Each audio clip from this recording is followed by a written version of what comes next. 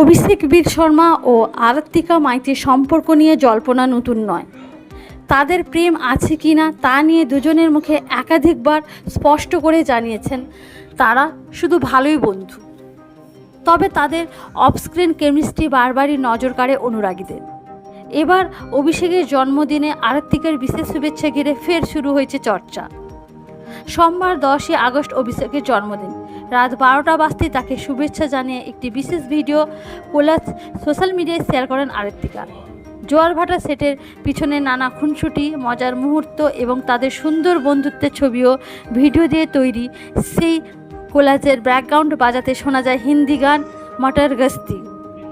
আরাত্বিকার এই আদুরে জন্মদিনের শুভেচ্ছা সামনে আসতেই নেট পাড়ে শুরু হয় জোর চর্চা। আসলে অভিষেক ও আরাত্বিকার এই বন্ধুত্ব বেশ পুরনো। আরাত্বিকার জন্মদিনে একসময় তাকে একটি ইনস্ট্যান্ট ক্যামেরা উপহার দিয়েছিলেন অভিষেক। তাই এবারে অভিষেকের জন্মদিনে আরাত্বিকা তাকে কি উপহার দিয়েছেন তা জানতে আগ্রহী ছিলেন ভক্তরা। যদিও সেই উপহারের রহস্য এখনও প্রকাশ্যে আনেনি অভিনেত্রী। তবে তাদের মিষ্টি বন্ধুত্ব দেখে ভক্তদের একাংশ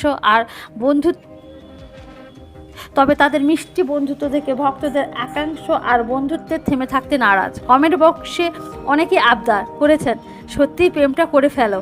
তাদের সুন্দর বোঝাপড়া এবং পর্দা রসায়নে যে দর্শকদের বেশ পছন্দ তা স্পষ্ট অনুরাগীদের এই প্রতিক্রিয়ায়।